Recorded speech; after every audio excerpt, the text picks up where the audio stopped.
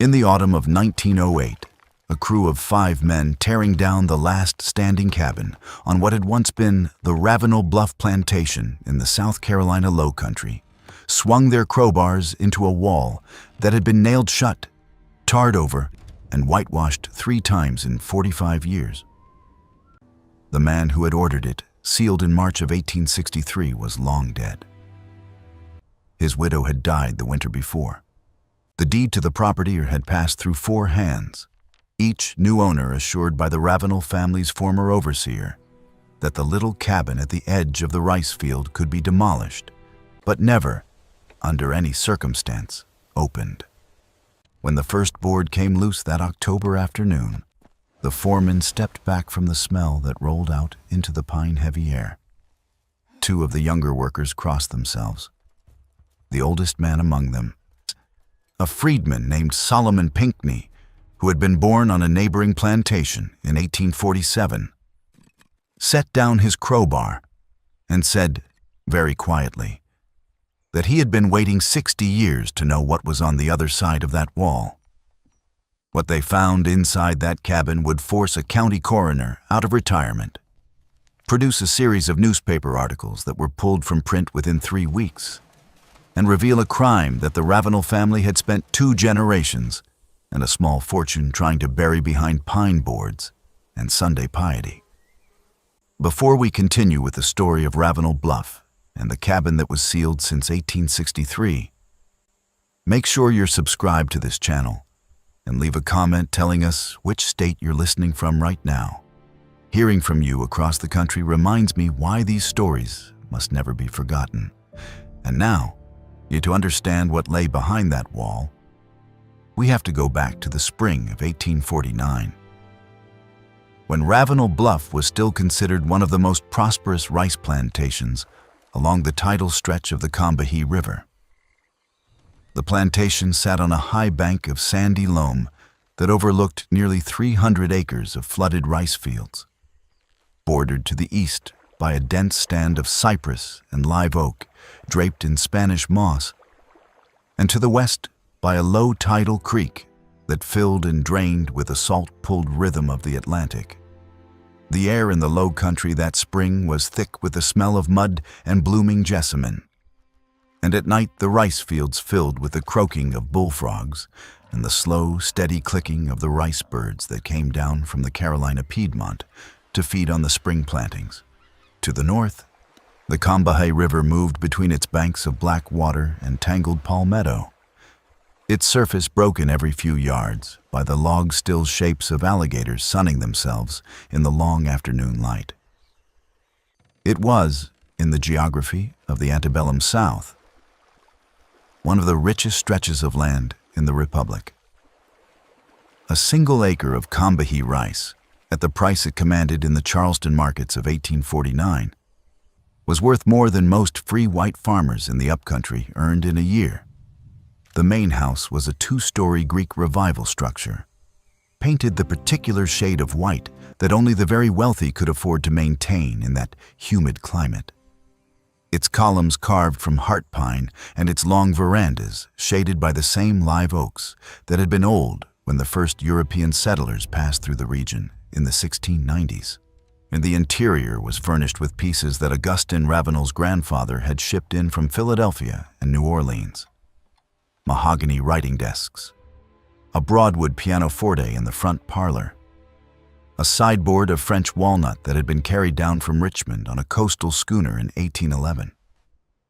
The floors were heart pine, the walls were plastered and painted the color of old cream, and above the dining room fireplace hung an oil portrait of Augustine's father, Colonel Pierre Ravenel, who had served under General Andrew Jackson at the Battle of New Orleans, and who stared down at every family meal with a severity that Augustine Ravenel, as a boy, had found difficult to bear. Behind the main house, arranged in a neat double row along a packed earth lane, stood the plantation's 12 slave cabins, and they were small structures of rough-cut cypress plank, roofed with hand-split shingles, each one housing between 4 and 8 human beings who were considered, under the laws of South Carolina in that year, the personal property of Mr. Augustin Ravenel. The cabins had packed earth floors, a single hearth at one end, and small, unglazed windows covered at night with oiled cloth.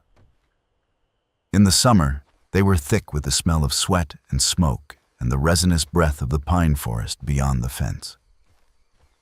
In the winter, they were cold enough that the children slept 3 to a pallet for warmth. Between the cabins and the main house ran an invisible line that every person on the plantation understood without ever having to have it explained. One side of that line was the world of the Ravenel family, and the world of ledger books and Sunday dinners and letters written on cream-laid paper. The other side was the world of work and survival, and the long memory of a people who had been brought to that place from a continent that most of them had never seen and would never see again. Augustine Ravenel was 46 years old in the spring of 1849. He was the third of his family to hold the plantation, descended from a Huguenot merchant who had fled France in the 1680s and settled in Charleston before pushing inland to the rice country. Augustine was a tall, narrow-shouldered man with sand-colored hair going gray at the temples and a habit, noted by every neighbor who ever had supper at his table, of chewing the inside of his cheek when he was displeased. His wife, Henrietta Bonneau Ravenel, was 7 years his junior. He educated in the French manner at a finishing school in Charleston, and known among the wives of the low country gentry for her fierce adherence to the proprieties of her class. They had 3 children: a daughter, Clotilde, who was 12 in that spring, a son, Augustin Jr., who was 9, and a younger boy, Lawrence, who was 4. The plantation held by the census of that year 47 enslaved people. Among them were a man named Ezekiel, who was the head driver of the field hands and who had been born on the plantation in 1809, and whose father before him had been brought in chains from the windward coast of Africa in 1787. Ezekiel knew every inch of the rice fields, every working of the trunk gates that controlled the tidal flow, every name of every person who lived in the cabins. He was, and in the unspoken hierarchy of the enslaved community, the man to whom the others turned when a child fell ill, or when a dispute needed to be settled without the involvement of the overseer. He was 40 years old in the spring of 1849, a broad-shouldered man, with hands so calloused that he had lost most of the feeling in his fingertips. And he moved through the world with the careful patience of a man who had learned, very young, never to waste a motion or a word. There was a woman named Clarissa who ran the kitchen and was considered by Henrietta Ravenel to be indispensable. Clarissa was 52 in that spring. She had been a girl of 8 when she was bought by Colonel Pierre Ravenel at the Charleston market in 1805, separated on that same afternoon from her mother, whose name she could no longer remember by the time she reached middle age. Clarissa had, over the decades, made herself into the most skilled cook in the parish.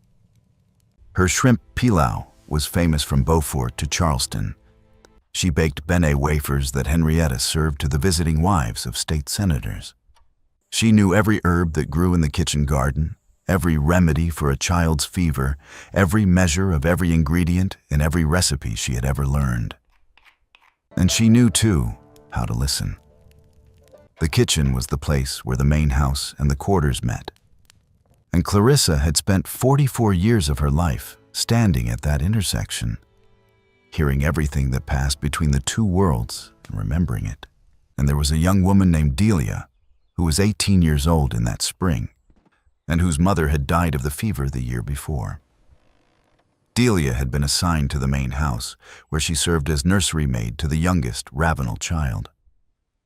She was tall for a woman of her time, with high cheekbones and dark eyes that seemed older than her years, and a careful stillness about her that her fellow servants had learned to respect. She did not speak unless addressed. She did not laugh where it could be heard, but she sang very softly to the little boy Lawrence when she put him to sleep at night. Old songs in a Gula patois that her grandmother had brought from the sea islands. and the child would fall asleep with his hand curled around one of her fingers, as if he had always known her. Delia's grandmother, whose name had been Bina, had told her as a child that the songs were older than any of them, older than the plantations, older than the ships, and that as long as there was a child in the world who could still hear them, they would not die. Delia had believed her. Singing those songs over the cradle of a white child who was not her own was, in some private corner of her mind, the only way she had of keeping her grandmother alive. The Ravenel family did not think about Delia. They did not think about any of the people who served them. The machinery of the plantation was simply there. The way the tide was there, the way the heat was there, the way God was said to be there. Henrietta Ravenel recognized her house slaves by face and by function, but she could not have told you the name of a single field hand.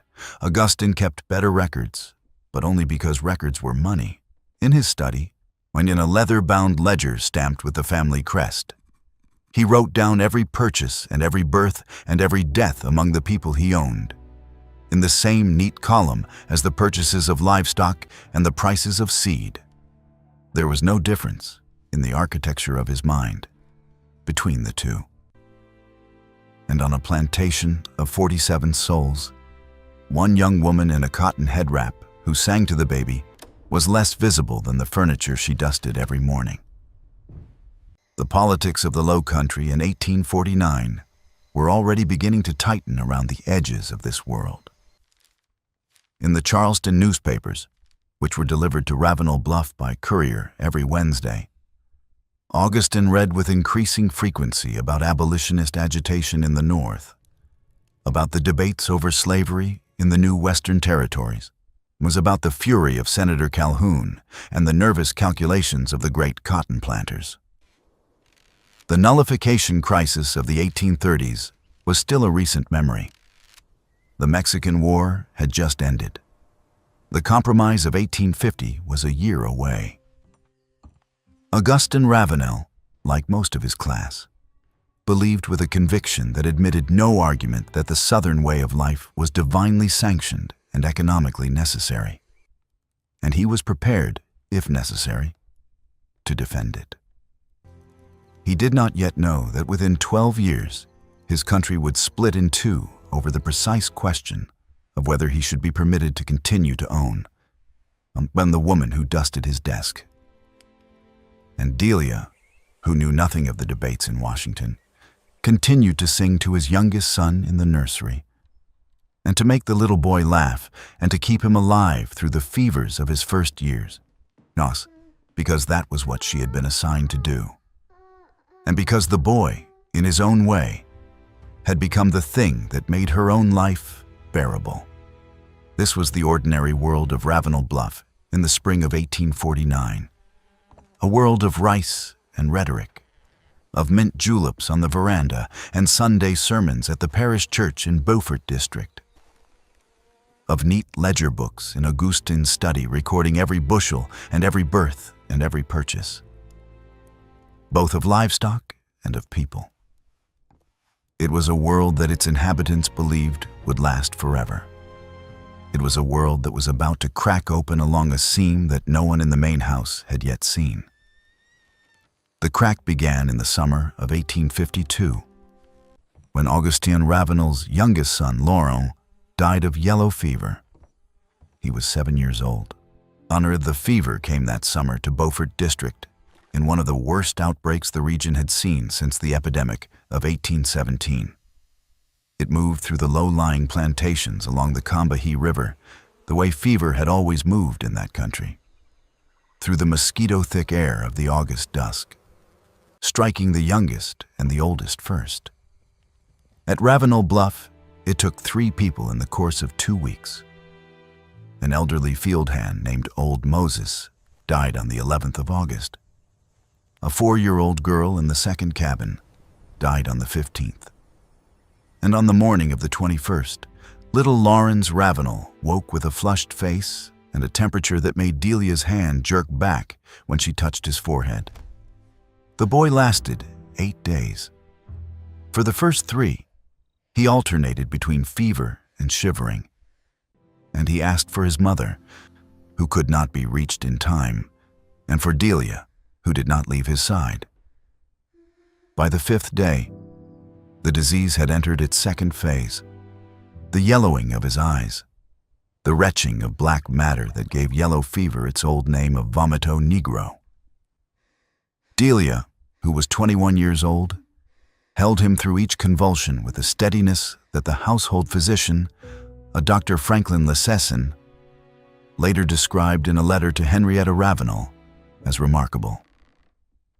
When Laurens could no longer speak, Delia held his hand and sang to him the same song she had sung when he was an infant.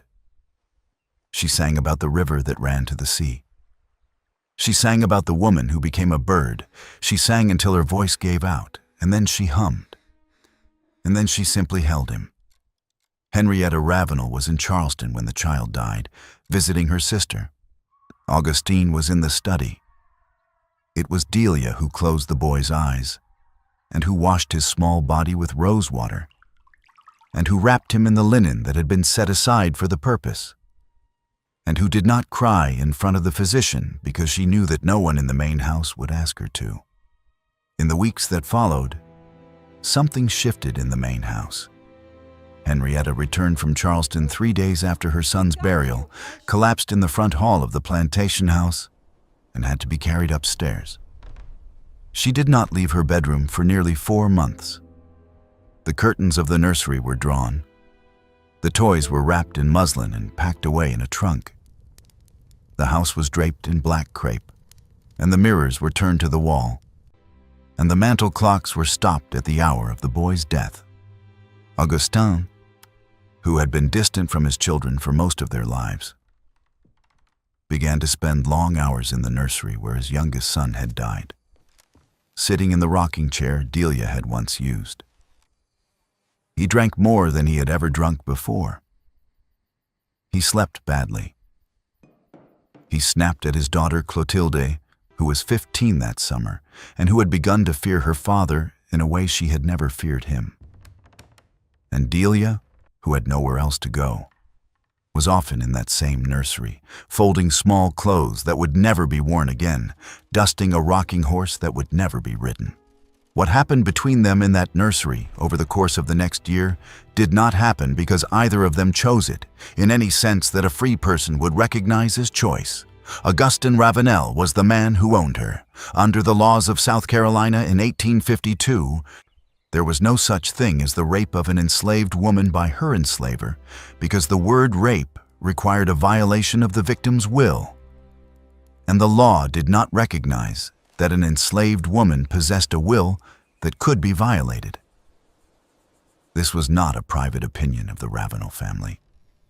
It was the written law of the state, upheld by every court in the republic south of the Mason-Dixon line, and it had been articulated, most infamously, by Judge Thomas Ruffin of North Carolina in the case of State versus Mann in 1829, when the judge had written that the power of the master must be absolute in order to render the submission of the slave perfect. And it was under the cover of that law, and under the cover of his wife's grief, and under the cover of the quiet rooms of a house draped in mourning cloth, that Augustin Ravenel began a relationship with the young woman who had held his dying son. Delia did not fight him. A woman in her position did not fight, because a woman in her position who fought would be whipped, or sold, or worse. She did what she had always done. She went still. She went silent. She sang, in her own mind, one of her grandmother's old songs, and she waited for it to be over. When she walked back to her cabin afterward, in the darkness of the lane between the quarters, she walked without making any sound at all. She had learned, by the age of 22, that the body was a thing that could be separated from the self if you were careful, if you were very careful, and if you kept singing. In the autumn of 1853, Delia was pregnant. She was 22 years old.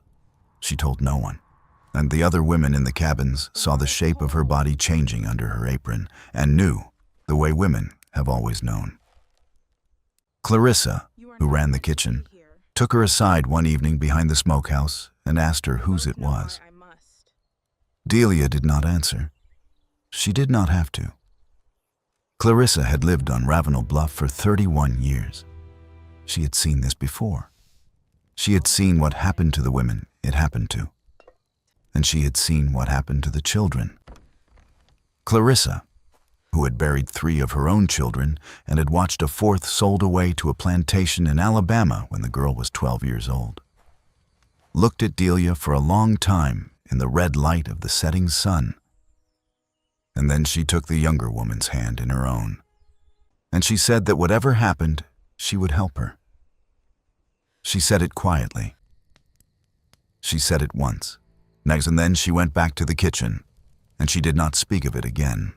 The child was born in the spring of 1854, in the slave quarters, in the smallest cabin at the end of the row, which had been given to Delia after her mother's death. The midwife was an elderly woman named Grace, who had delivered more than 100 babies on that plantation and the surrounding ones over the course of her long life. The labor was long. Delia made almost no sound.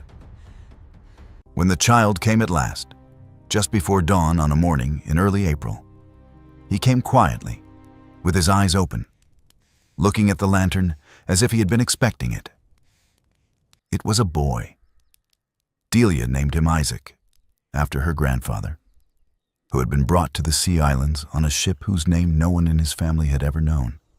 The child was light-skinned, and with hair the color of wet sand, and eyes that would, as he grew, turn the same pale gray as Augustin Ravenel's. When Grace saw the child, she looked at Delia and did not need to ask. She washed the baby in a basin of warm water, wrapped him in a clean linen cloth, and placed him in his mother's arms. Then she sat down on the wooden stool beside the bed, and she said, very softly, that the child had the look of someone whose life would need to be guarded carefully. Delia nodded. She already knew. Henrietta Ravenel knew too. She could not know. The child was too obvious, and the plantation was too small, and the eyes of the other servants were too knowing for her to pretend otherwise. For several weeks after Isaac's birth, Henrietta did not come down to breakfast. When she finally did, on a morning in late April, she did not speak to her husband across the table. She did not speak to him in any meaningful way for almost a year. But Henrietta was a woman of her class and her time, and the solution to a problem of this kind among the planter families of the Low Country was not to acknowledge it. Divorce was impossible. Scandal was unthinkable. The solution was to keep the mother in the cabin at the far end of the row, to pretend that the child belonged to some unnamed field hand, and to wait for the years to soften the outline of the resemblance into something that could be politely ignored. And for 8 years, that was what they did. Delia raised Isaac in the cabin at the end of the row. Augustin continued, intermittently and with a pattern that only Delia and Clarissa would have recognized, to visit her. Henrietta lived in the main house and conducted her social calls and took the sacrament at the parish church and did not speak her husband's name in connection with the child in the cabin. Isaac grew. He learned to walk. He learned to talk. He learned, from the other children in the quarters, the careful art of becoming invisible whenever a white person passed. He was, by the time he was 7 years old, the quietest child on the plantation. But he was also, in the private geography of his mother's cabin, a child who laughed. Delia had carved out a small world for him. With Clarissa's help and with the help of the other women of the quarters, that was entirely his own. She had taught him to read, in secret, from a torn Bible that Clarissa had smuggled out of the main house and sewn into the lining of Delia's mattress. She had taught him to count, using the dried beans in a kitchen jar. She had taught him the old songs, and she had taught him, in the careful language that an enslaved mother used to teach her son to survive, when to speak and when to be silent, when to bow his head and when to meet a white man's eyes, when to laugh and when to hold his face as still as a pond at dawn. He had, by his 8th year, learned all of these lessons. He was a quick child and a watchful one, and Delia sometimes watched him sleeping at night in the yellow light of a single tallow candle, and thought, with a kind of grief that she did not have a word for, that he was the most beautiful thing she had ever seen, and that the world into which he had been born was going to destroy him, and that she could not imagine a future in which this would not be true. Ezekiel, the head driver, was one of the few people on the plantation who spoke to the boy directly. In the long evenings of the spring and summer, when the work of the day was done, Ezekiel would sometimes come to the end of the lane where Delia's cabin stood, and he would sit on the wooden step outside the door, and he would tell Isaac stories. He told him about the river and the birds and the way the tide worked. He told him, in a careful and coded way, about the places up north where a man could be free. He did not say the word freedom. He did not have to. Isaac, who was small and thin, and who watched the older man with gray eyes that were already old for his age, understood what was being described. Delia, listening from inside the cabin, said nothing. She was afraid of what Ezekiel was telling her son, and she was afraid of what would happen if he did not tell him. And then, in the summer of 1862, everything changed. The war had come to the Sea Islands. The Union Navy had taken Port Royal the previous November, landing troops on Hilton Head and the surrounding islands, and sending the white population of the region fleeing toward the interior. Confederate planters up and down the coast were beginning to understand that their world was ending. The great plantations of the Sea Islands had been abandoned. The enslaved people left behind had been declared contraband of war by General Benjamin Butler, and then, in January of 1863, declared free by the Emancipation Proclamation. News of all of this reached the plantations along the Combahee River through channels that the planters could not control. It reached the kitchens, it reached the stables. It reached, within days, the cabins. Augustine Ravenel, who was now 59 and who had lost 30 pounds in the last year, began to drink in the evenings in a way that his wife and daughter pretended not to notice. He began to sit up late in his study with the ledgers open in front of him, staring at columns of figures that represented a form of wealth that was, he now understood, about to be taken from him. He wrote long letters to his banker in Charleston. He wrote to his brother-in-law in Richmond. He slept, when he slept at all, in the chair by the study fire, with a pistol on the desk beside him. The field hands were beginning to disappear, slipping away at night toward the Union lines, and no amount of patrolling could stop them. In April of 1862, 3 young men from the second cabin had left together and were never heard from again. In June, a woman named Hannah and her 2 daughters had simply not been in their cabin when the bell rang at dawn. Ezekiel, the head driver, who had been with the family since before Augustine inherited the plantation, walked into the woods on the night of August the 9th, 1862, and never came back. He had, in the preceding weeks, begun to speak more openly to the younger men of the quarters about what was coming. And then, on one warm night, he simply stepped out of his cabin and was gone. He was 53 years old. He left behind a wife named Chloe, who would eventually find him again in the fall of 1864 at a contraband camp outside Beaufort, and who would die in his arms of pneumonia in the winter of 1867. A free woman on free land. Augustine Ravenel began to be afraid. It was a specific, nameable fear. He was afraid of what would happen when the Union Army came, and he knew now that it would come. He was afraid of his ledgers being read by Yankee officers. He was afraid of his neighbors, several of whom had already begun to whisper about him in Beaufort society, about the child at the end of the quarters row, about the resemblance that was no longer deniable as the boy grew older, and in a way that he had not previously permitted himself to think. He was afraid of Delia and of the child Isaac, who was now 8 years old, and whose face was a daily public record of something that Henrietta had spent 9 years pretending did not exist. The war was about to make Delia a free woman, and a free Delia could testify. A free Delia could write her own name if she chose, on a piece of paper that any Union officer in the region would read with interest.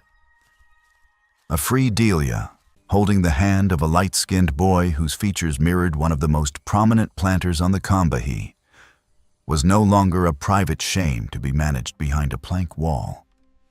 She was a witness. And witnesses, in the calculation of a man like Augustin Ravenel, were not problems to be reasoned with. They were problems to be solved.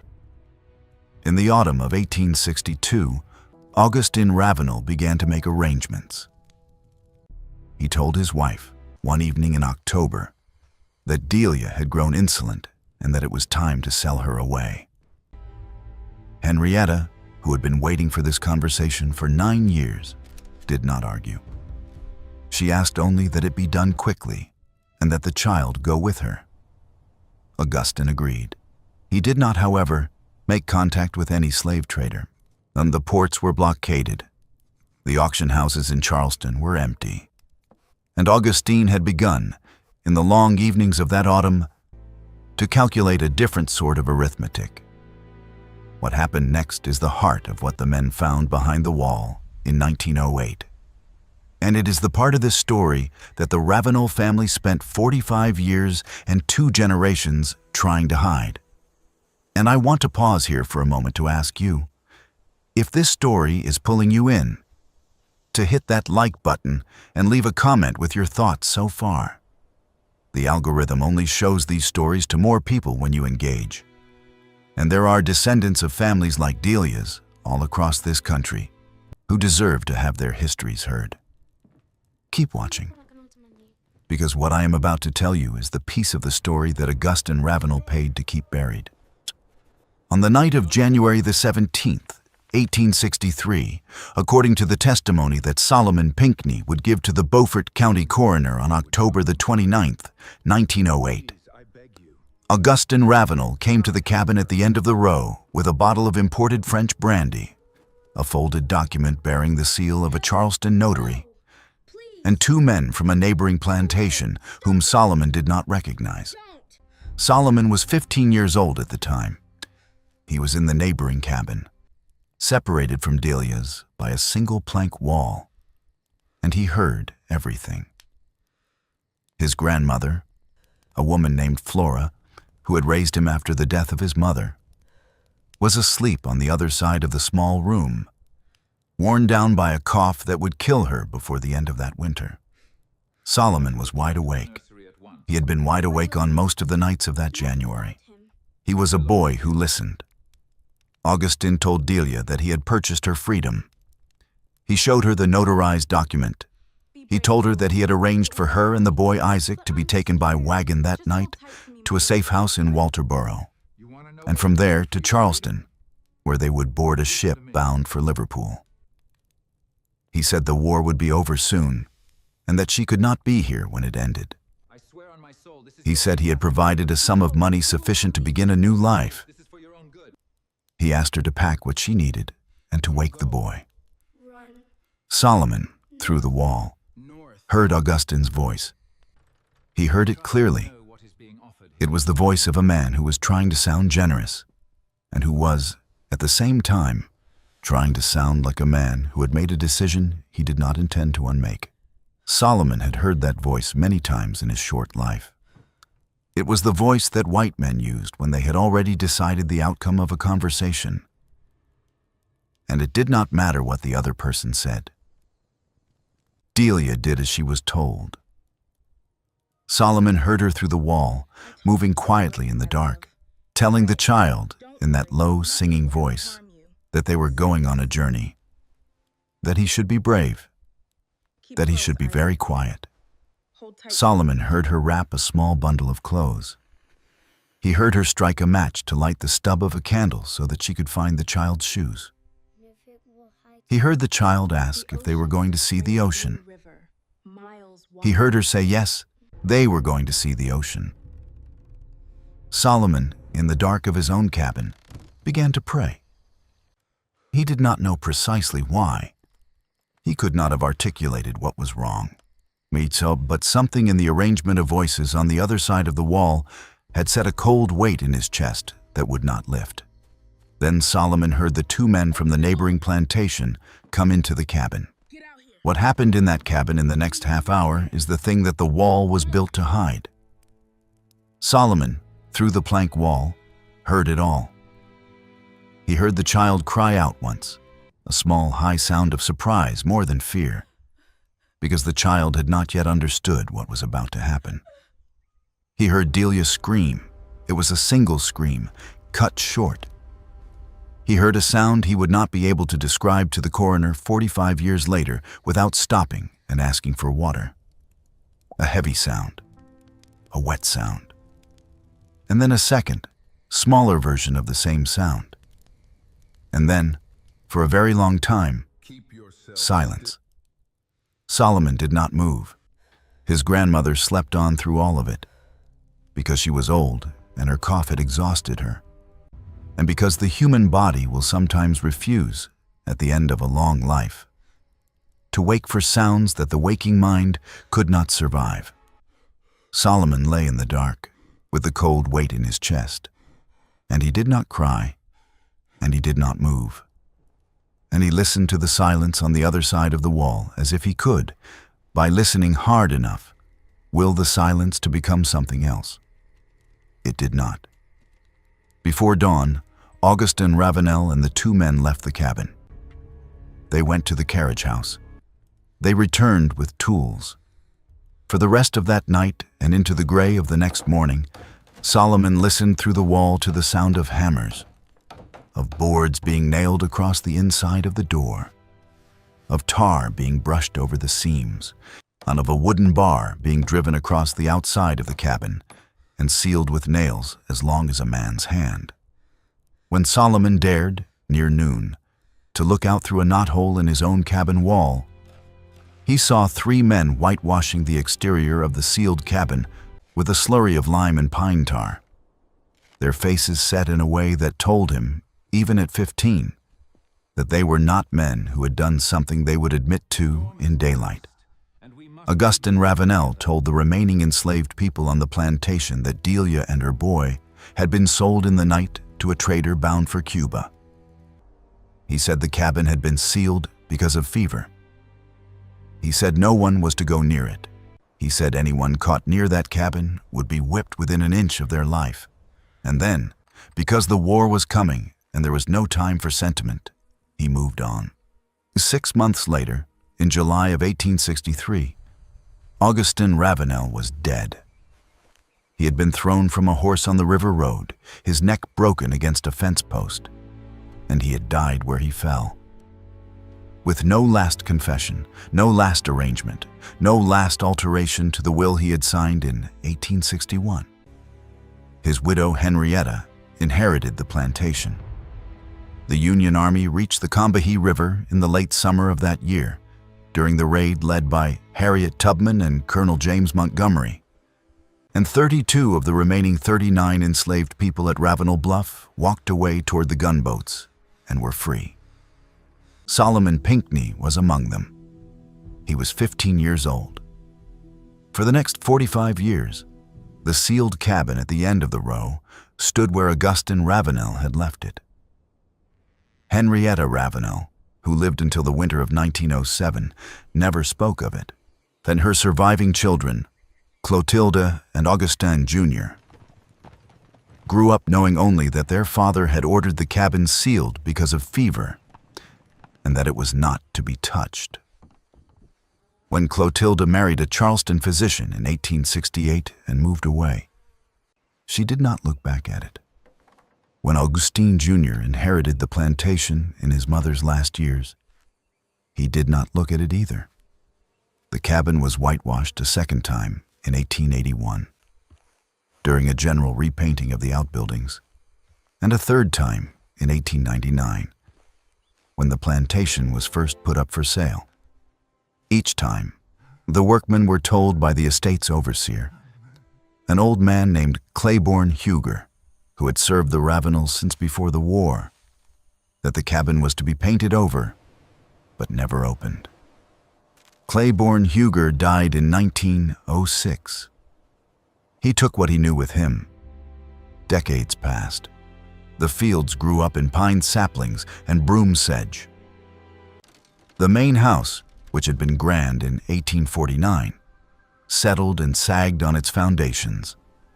By 1908, the plantation had been sold twice and was in the hands of a timber company out of Savannah that had no use for it except to harvest the last of the live oak and pine and then subdivide the rest for small farms.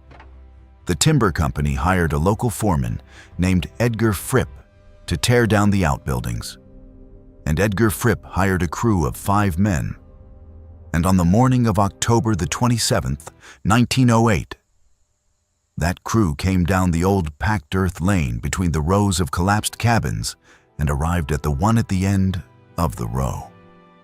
The one that had been whitewashed 3 times. The one that stood slightly apart from the others. The one that no one in Beaufort County could remember ever having seen opened. Edgar Fripp, who was a practical man not given to superstition, told his crew to knock it down. He did not know about the wall that had been built on the inside of the cabin. He thought it was just another slave cabin, of which there were dozens on dozens of abandoned plantations up and down the coast, and that it would come down in 20 minutes. Just when we thought we understood the story of Ravenel Bluff, the horror sealed inside that cabin is about to come out into the daylight for the first time in 45 years. If this story is giving you chills, share this video with a friend who loves dark American history. Hit that like button to support the channel and subscribe so you never miss a story like this one. What Edgar Fripp's crew was about to find will change everything. The first blow of the crowbar against the outer wall of the cabin came down at just after 11 in the morning. The plank splintered easily. The wood was old, cypress that had been cut from the river bottom 60 years before, and it gave way with the dry crack of something that had been waiting a long time to fall. The second blow took down a second board. The third exposed what at first seemed to be a second wall, perhaps 18 inches behind the first, nailed up from the inside with boards of the same cypress plank, the seams sealed with black tar that had hardened to the consistency of stone. The men paused. They had all seen the outside of the cabin, whitewashed 3 times over, but none of them had expected a second wall. Watch Edgar Fripp stepped forward and ran his hand along the inner wall. He pulled back his fingers and smelled them, and then looked at Solomon Pinckney, who was the oldest man on the crew and the only one among them who had been alive in 1863. The younger workers, who had started the morning joking among themselves about how quickly the job would go, had fallen completely silent. One of them, a man named Jessup, took off his hat and began to turn it slowly in his hands.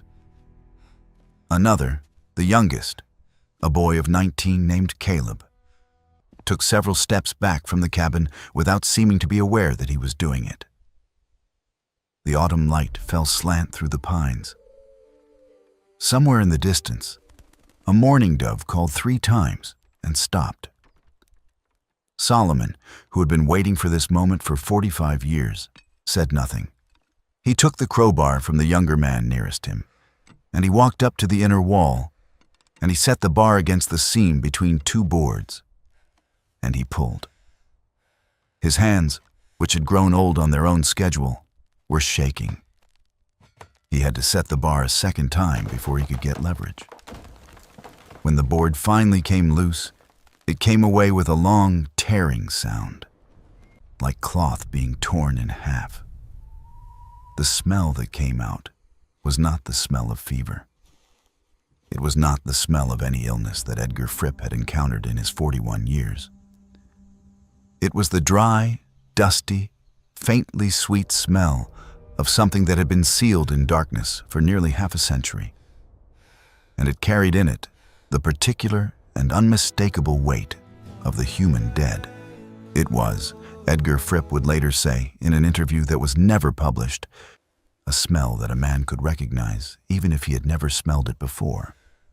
Because some part of the human mind knew it the way the body knew hunger or thirst. Solomon Pinckney, who had smelled it before, in the hospitals of the war years, took 2 steps back from the opening and sat down on a fallen log.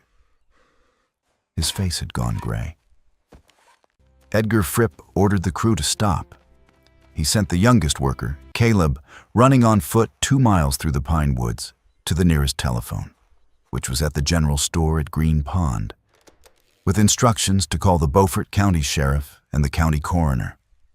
Then Edgar Fripp and Solomon Pinckney and the 3 remaining men sat down on the ground 20 feet from the cabin and waited. No one spoke. Solomon Pinckney, according to an account given later to a reporter from the Charleston News and Courier, took off his hat and held it in both hands and did not put it back on for the rest of the afternoon. Jessup, who was a Methodist, prayed quietly under his breath. Edgar Fripp, who was not a religious man, smoked 3 cigarettes in succession and stared at the broken wall of the cabin as if he were trying to memorize it. A squirrel ran down the trunk of the nearest pine, saw the men, and scrambled back up without making a sound. The sheriff, whose name was Osgood Hayward, arrived at Ravenel Bluff at just after 2 in the afternoon, accompanied by the county coroner, a physician named Dr. Rutherford Stewart, who had officially retired from the coroner's office 2 years before, but who still served on the most serious cases because there was no one else in the county with his experience. Dr. Stewart was 68 years old. He was a thin, white-haired man with a clipped manner of speaking and pale eyes that did not miss much. He had been a surgeon in the Confederate Army, at Fredericksburg and at Chickamauga, and at the long and terrible winter of the siege of Petersburg. He had seen more death than most men could imagine. He approached the broken wall of the cabin with a handkerchief pressed to his nose and mouth, and he went inside with a kerosene lantern, and he came out 11 minutes later.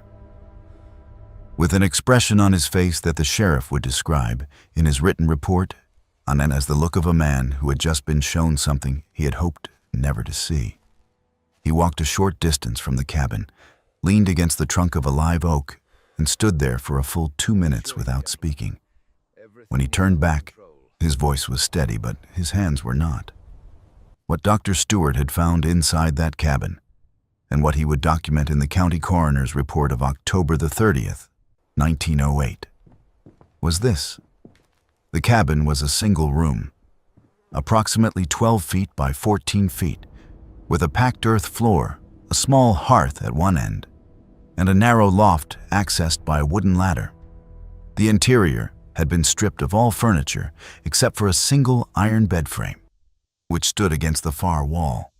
On the bed frame, arranged with a care that struck Dr. Stewart as the most disturbing element of the entire scene, were the remains of 2 human beings.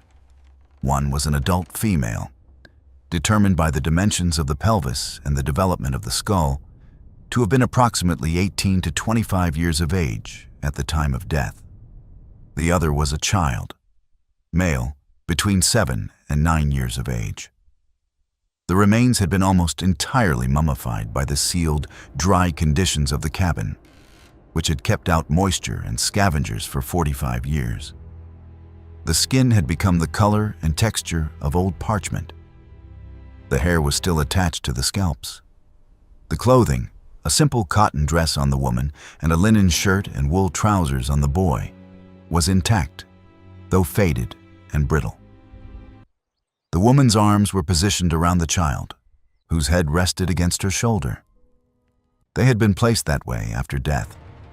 Dr. Stewart was certain of this, because the arrangement of the limbs was too composed to have occurred during any struggle. Someone, he noted in his report, had taken the time to lay them together in something that approximated a posture of rest, and had then built a wall around them, and had then gone home. On the skull of the woman, at the left temple, there was a clearly visible fracture, consistent with a single heavy blow from a blunt object. On the skull of the child, at the back of the head, there was a similar fracture. The bones of both bodies were otherwise intact, with no evidence of struggle, no defensive wounds to the forearms, no displaced limbs. Whatever had been done to them had been done quickly. This was, Dr. Stewart wrote, a mercy of a kind, or though the word mercy was not one he used without discomfort in this context. On a small wooden table beside the bed, there was a folded piece of paper, brittle with age, but still legible. It was a notarized bill of manumission, dated January the 15th, 1863, signed by Augustine Ravenel, granting freedom to one Delia, 22 years of age, and her son Isaac, 8 years of age. The document bore the seal of a Charleston notary, a man named Francis Gadsden, who had died in 1879, but whose records had been preserved in the Charleston County Archives, and whose signature matched the signature on the document exactly. Beside the paper, there was a small leather pouch containing 37 silver coins, mostly Mexican and Spanish pieces of 8, dated between 1821 and 1859. A year's wages for a free laborer in 1863, enough to begin a life if you were willing to work and if you were careful. Beside the pouch, there was a single object wrapped in muslin cloth. When Dr. Stewart unwrapped it, he found a child's wooden horse, carved by hand from what looked like live oak, smoothed by years of a small palm closing around it. The mane had been carved in fine detail. The tail had been notched with the care of a man who had loved the making of small things. Stuck to the underside of the horse, where it had been scratched into the wood with something sharp, were 2 initials, the letters I and R. Isaac, Ravenel. Dr. Stewart came out of the cabin and sat down on the earth beside Solomon Pinckney and did not speak for a long time. The 2 old men, the white doctor and the black freedman, they sat side by side on the ground in the October sunlight without looking at each other. And the sheriff and the remaining workmen stood a respectful distance away and did not interrupt them. At last, Solomon looked at him and asked, in the careful voice he had used to speak to white men all his life, whether the bodies were of a woman and a boy. Dr. Stewart said yes. Solomon asked whether the boy had light hair. Dr. Stewart said he could not be certain because of the condition of the remains, but that what hair was present appeared to be fair. Solomon nodded once, and then he began to cry. He was 76 years old. He had not cried, according to his grandchildren who were later interviewed, in any of their lifetimes. He cried without sound for nearly 20 minutes, and then he stood up, and he put his hat back on, and he told Sheriff Hayward and Dr. Stewart what he had heard on the night of January the 17th, 1863. He told it slowly, in the same careful voice, stopping twice to ask for water. He named the men, he described the sounds, he described, with an accuracy that would later be corroborated by the coroner's findings, exactly where the bodies had been placed on the bed, and which one had been killed first, and how he knew.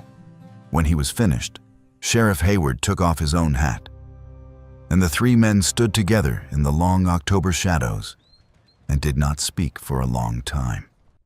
The investigation that followed lasted exactly 17 days, and then it was over.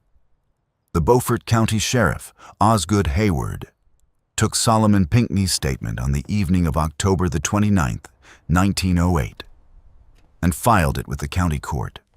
Dr. Stewart filed his coroner's report on the 30th.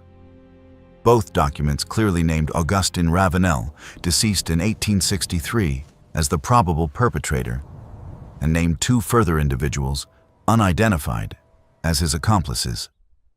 The local paper, the Beaufort Gazette, ran a story on the morning of October the 31st under the headline, "Grim Discovery at Old Ravenel Place," describing the finding of the remains and alluding, in the careful language of 1908 South Carolina, to the possibility that a crime had been committed.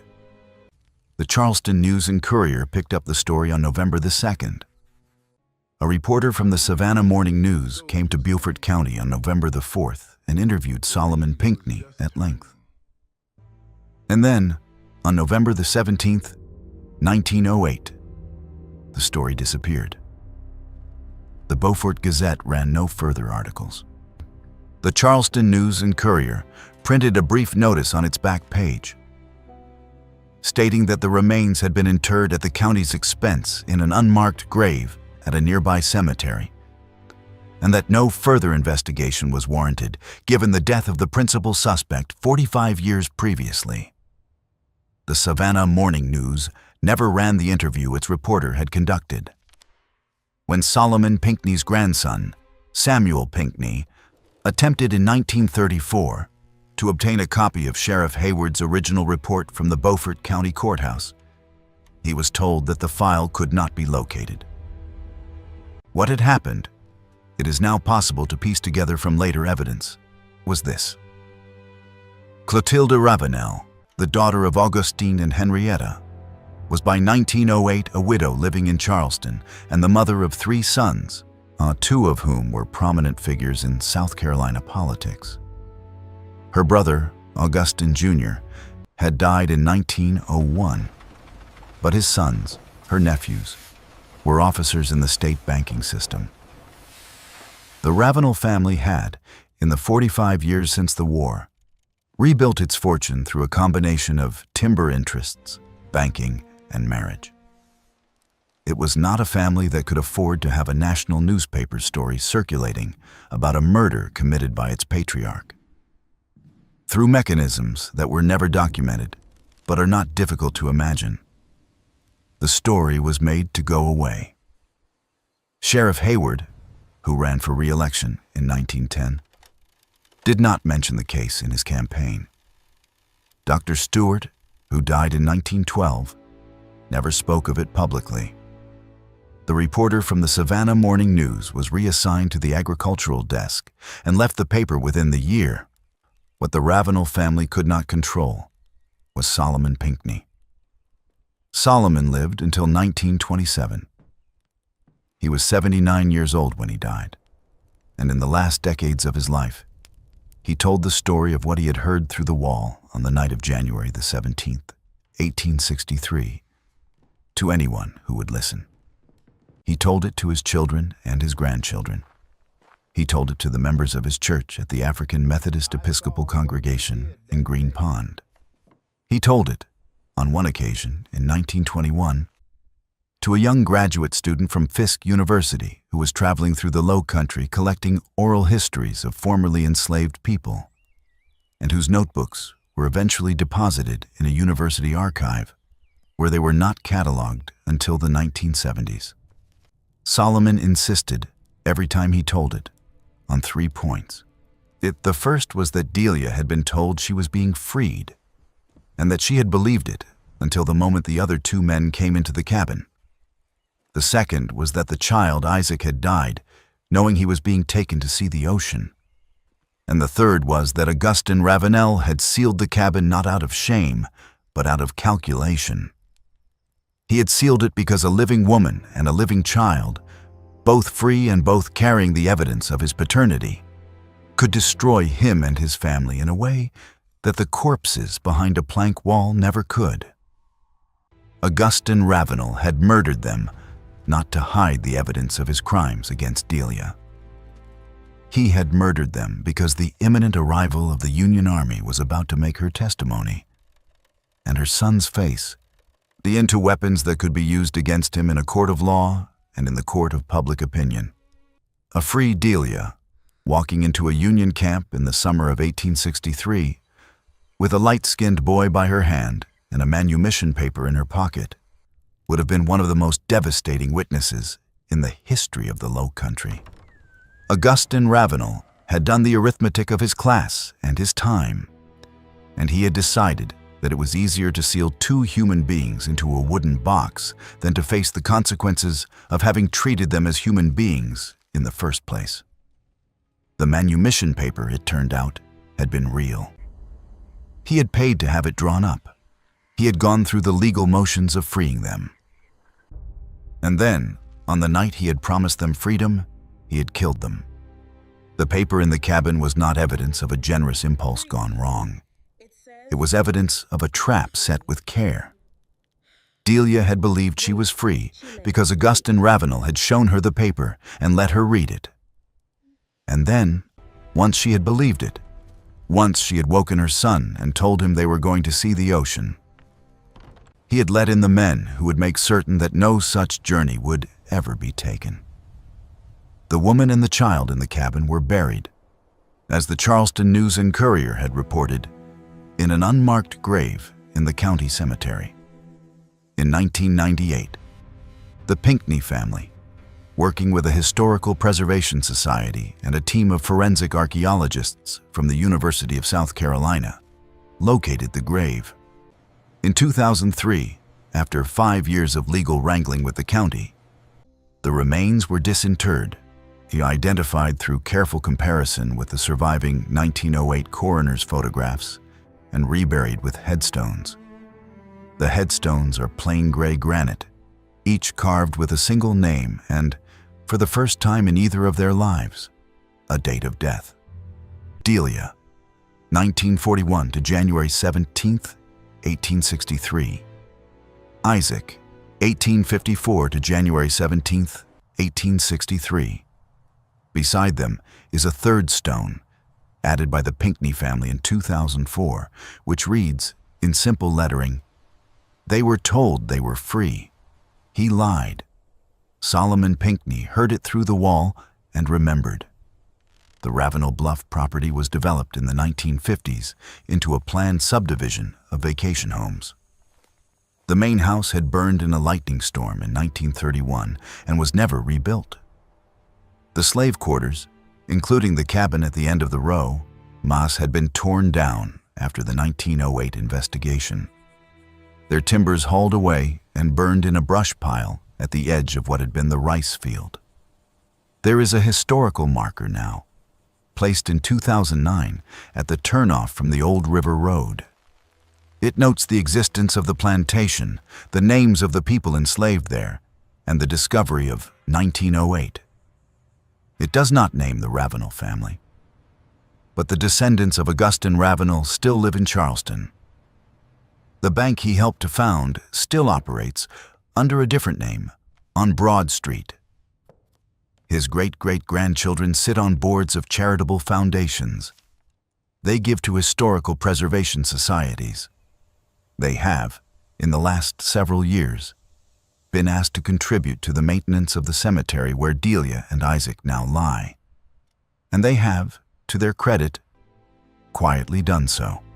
The money comes through a trust with no family name attached.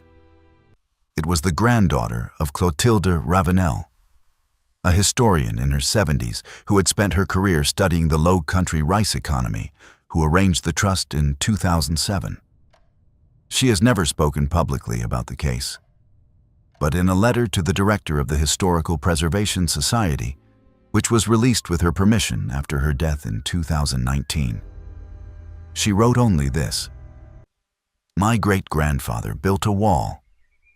It was never going to be strong enough. The voices of the people he sealed behind it have been speaking for 150 years, and my family has been listening whether we admitted it or not. It is past time we answered. There are plantations like Ravenel Bluff, up and down the coast of South Carolina and Georgia.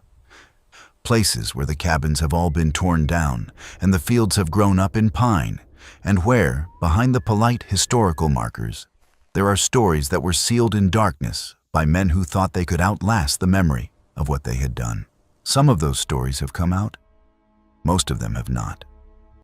The cabin at Ravenel Bluff is only one of them. And if the story of Delia and Isaac proves anything, it proves that walls do not hold forever, that the men who build them die, and that the voices they tried to silence have a way of reaching the next generation, and the generation after that, through the patience of witnesses like Solomon Pinckney, who listened through a plank wall at the age of 15 and carried what he heard for 60 years until the daylight came. What do you think of this story? Do you believe that every wall eventually falls? Or do you think there are crimes that will stay buried forever? Leave your comment below. If this story moved you, subscribe to the channel, hit the notification bell, and share it with someone who understands that American history is not only what was written in the ledgers, but also what was whispered through the walls. See you in the next video. Don't pity me. My heart doesn't need your mercy. I can still stand on my own. I was broken by your leaving, fell deeper than I thought I would. But pain has taught me how to heal now and survive what once I couldn't. You don't have to look back sadly, don't reach out with guilty hands. What you shattered made me stronger. Now I rise where I once collapsed. My heart doesn't need your pity, not another empty sign. I've got enough strength left within me to rebuild this life of mine. My feet are steady through the sorrow, I can stand through all the pain. You don't have to save me, darling, I'll learn to breathe again. I once begged for your affection, now I've learned my worth in scars. And the man you left in pieces found his own way through the dark. My heart doesn't need your pity, not another empty sign. I've got enough strength left within me to rebuild this life of mine. My feet are steady through the sorrow, I can stand through all the pain. You don't have to save me, darling, I'll learn to breathe again.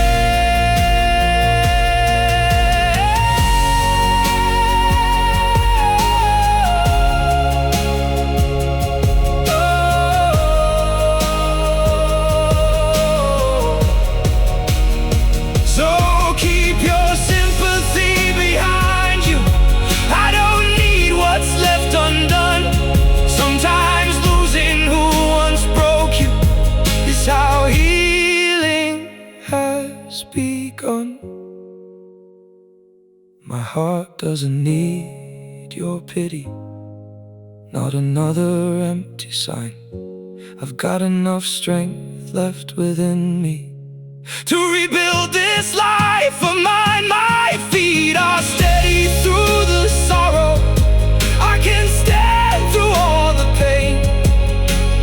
You don't have to save me, darling, I'll rise alone again.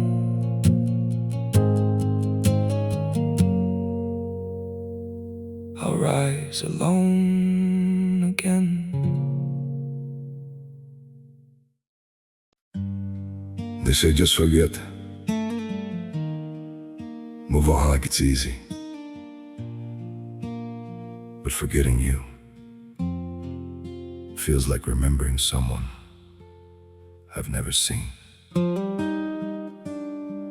I've been trying to erase you from the places in my mind, but the harder that I fight it, the more you're hard to leave behind. Every memory keeps slipping through the cracks I try to close, like a face I should remember, but somehow never know.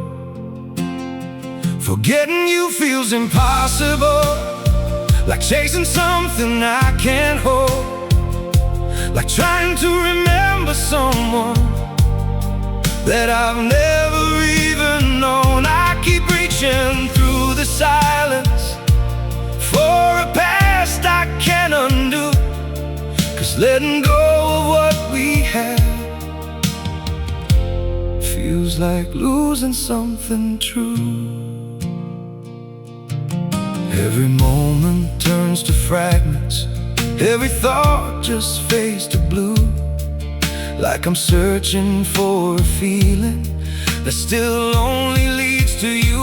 Forgetting you feels impossible, like chasing something I can't hold, like trying to remember someone that I've never even known. I keep reaching through the silence for a past I can't undo, 'cause letting go of what we had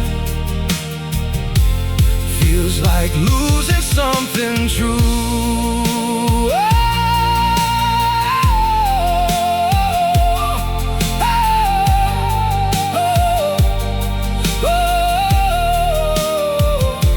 If I never met you, maybe I would know just how to heal, but now every empty moment still reminds me what is real.